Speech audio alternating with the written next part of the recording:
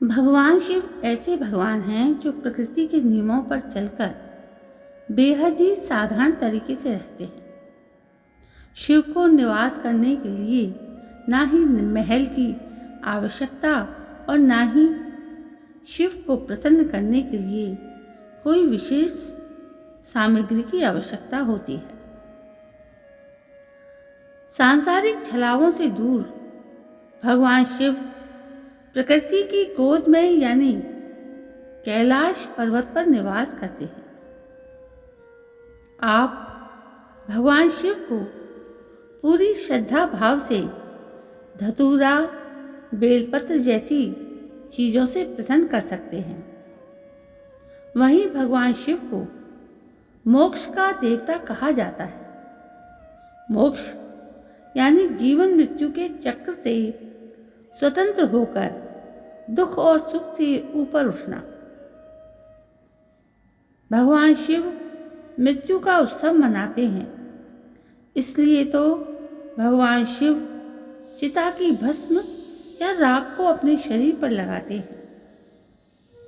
आपके मन में भी कभी ना कभी ये सवाल जरूर आया होगा कि आखिर भगवान शिव चिता की भस्म को अपने शरीर पर क्यों लगाते हैं। आइए जानते हैं इसका रहस्य। शिव पुराण में भगवान शिव और सती की एक कहानी वर्णित है। इस कहानी के अनुसार देवी सती के पिता प्रजापति दक्ष भगवान शिव को पसंद नहीं करते थे। शुरुआत में वे अपनी बेटी का विवाह शिव से नहीं करना चाहते थे, लेकिन सती के बहुत समझाने और हट कर बैठने के कारण उन्होंने सती का विवाह शिव से करा दिया। शिव सती के विवाह के बाद भी प्रजापति दक्ष शिव के प्रति अपनी नकारात्मक भावनाओं को बदल नहीं पाए। एक बार उन्होंने एक विशाल यज्ञ का आयोजन किया, जिसमें उन्होंने सभी देवी देवताओं को आमंत्रित किया, लेकिन अहंकारवश और शिव को नीचा दिखाने के लिए शिव और सती को यज्ञ में आमंत्रित नहीं किया। जब सती को यज्ञ के बारे में पता चला तो उन्होंने भगवान शिव को अपने साथ चलने के लिए कहा, लेकिन भगवान शिव ने सती को ये कहकर इनकार कर दिया कि किसी भी आयोजन में बिना निमंत्रण नहीं जाना चाहिए। लेकिन सती ने शिव की बात नहीं मानी और क्रोध में अपने पिता के घर पहुंची। वहां उन्होंने प्रजापति दक्ष से शिव को निमंत्रित न किए जाने का कारण पूछा। सती ने अपने पिता से पूछा कि आखिर उन्हें शिव से इतनी घृणा क्यों है,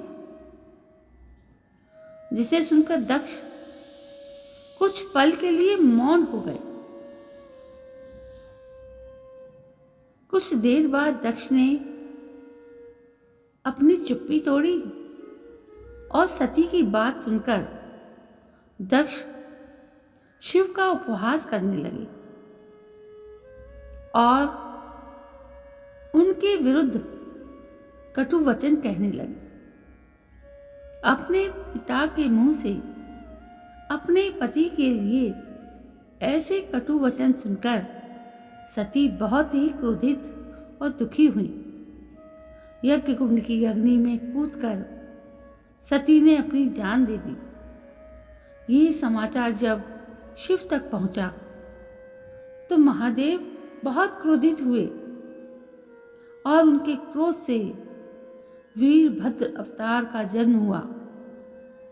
वीरभद्र ने दक्ष के यहाँ जाकर प्रजापति दक्ष का सिर काट दिया अपनी पत्नी की मृत्यु के बाद भगवान शिव ने संसार के प्रति सारी जिम्मेदारियों को त्याग दिया। शिव देवी सती का अस्त जला शव लेकर पूरे संसार में भटकने लगे। शिव के ऐसे रूप को देखकर पूरी सृष्टि को भगवान शिव की चिंता होने लगी। महादेवी को सती के शोक वियोग से निकलना आवश्यक हो गया था।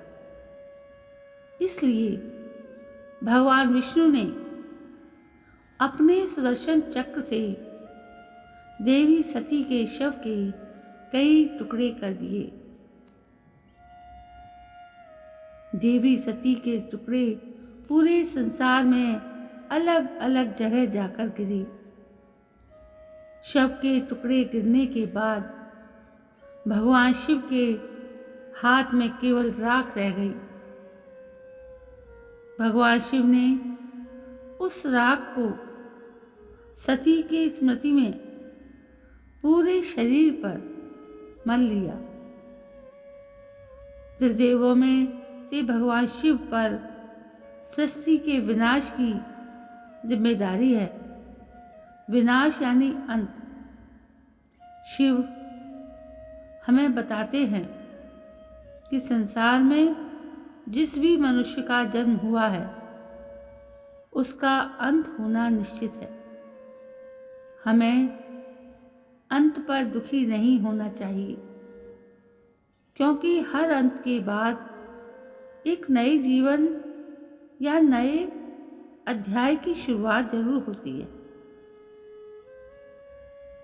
मोक्ष के देवता शरीर पर भस्म लगाकर ये संदेश देते हैं कि इस संसार में कुछ भी स्थायी नहीं है। हर चीज का अंत है।